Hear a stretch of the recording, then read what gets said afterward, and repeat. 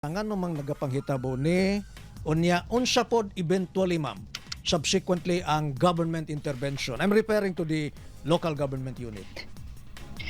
Okay. Kini ng mga sitwasyon because na atay mga influence no sa atong social media and then Uy. nakalimot na magud ta no as Filipinos na ang magyud tay Filipino values pero wala na gani nato na sustain ang atong pagmatuto sa atong mga bata and then lahi na gyud siya nga henerasyon.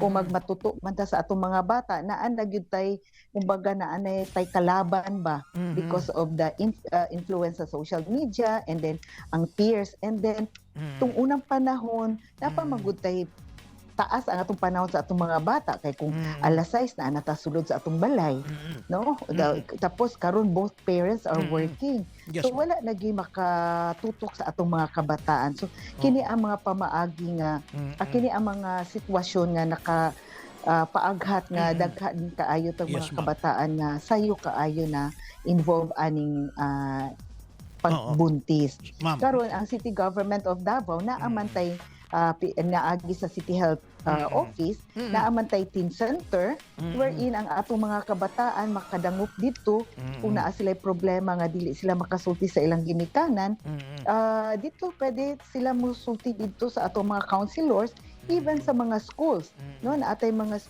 guidance counselor that they can share ang Yes, ma'am. ilang mga emotions, Oo. ang ilang kay ang parents wala na may time Yes, usahay ma'am. gani Oo. naata sa balay Oo.